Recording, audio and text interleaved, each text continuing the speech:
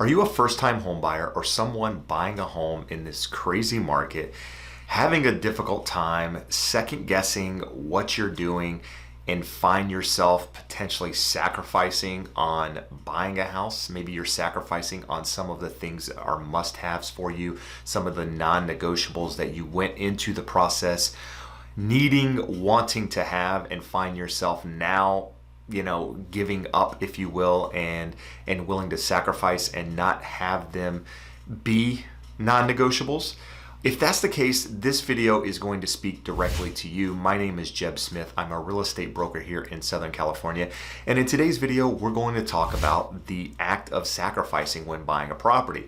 As a real estate broker for nearly 18 years, one of the things that I tell almost every single client when buying a property is please, please, please do not sacrifice. And after reading articles from people buying property in areas that they never would have considered prior to this environment that we're in right now, to people paying more for a house than it's worth, to people just buying property that they would have not even considered 6-8 months ago because of the market that we're in, are now having regrets. They're having second thoughts. They no longer want to live in some of these areas that they've moved to. They want to sell their property. And in fact, some people have done exactly that, right? They bought property that, in this environment that we're in, sacrificed on some of the things, maybe even sacrificing in not going to see the property because they're out of state. In fact, I read a great article from the Wall Street Journal about people having regrets in the buying process because people are doing crazy things in this market. And come to find out, you shouldn't back away from the things that mean something to you. And in real estate, location is everything.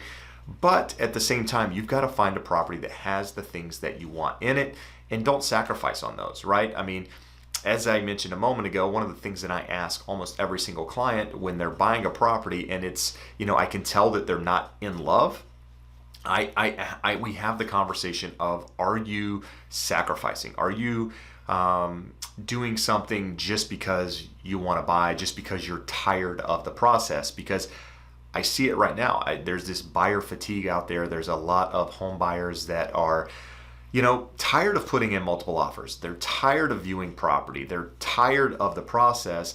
And because they're tired, they're willing to do things now that they would have not considered, maybe just a couple of weeks ago. And if you don't know what I'm talking about, right now we're in a housing market that is very, very competitive. One that has a very, very low supply of inventory for most markets out there. Inventory is the available homes for sale. And in the market where I am here in Southern California, Orange County, we have about 1 to 2 months supply of homes, which means that if no new homes came on the market in 1 to 2 months, there would be no property available. And a lot of markets out there, Seattle, Austin, Texas, some of these other markets have less than a month of inventory, which means there are very, very few options for buyers to choose from. And that is causing buyers to make sacrifices when purchasing a property because, everybody's saying you need to own a property. Interest rates are super low. I got 5% appreciation last year. I got 15% appreciation last year. The market's going to go up another 10% this year and another 10% in 2022. You can't miss out. And so buyers are thinking, well, I've got to get into a property. And so they're willing to buy things that they wouldn't normally consider because of this environment. And so you're probably saying, well, Jeb, what are my options? If there's no property out there and I can't find what I'm looking for, what am I supposed to buy? Well, you probably just need to sit tight. The real estate is cyclical, right? It's one of those things that has ebbs and flows, which means that there are times of the year when there's more property on the market than others. There are times of the year when it's more difficult to find property than others. And right now we're in one of those times where there's just not a lot of property out there, but there's more on the horizon. Now, I don't think there's so much inventory coming to the market that it's going to change the paradigm or going to make the market shift in any way, but I do believe it's going to help buyers. There are going to be more options for buyers to choose from. Now, this doesn't mean it's not going to be competitive. This doesn't mean that there aren't going to be multiple offer situations, but what it does mean is that maybe the property that you're considering now that you're willing to sacrifice on, maybe there's a property that comes out that has what you're looking for and you don't have to make those sacrifices. Maybe you have to pay more for it. Maybe you have to be more competitive in order to get that property, your offer accepted, but at least you're not sacrificing. There's one thing that I tell people all the time is, at least here in Southern California, you can't move your property, right? I mean, you got to buy in the location that you want to be in. And if that's near the beach or what have you, then buy where you want to be. You can always change the house. You can change the style of the house. You can upgrade the house.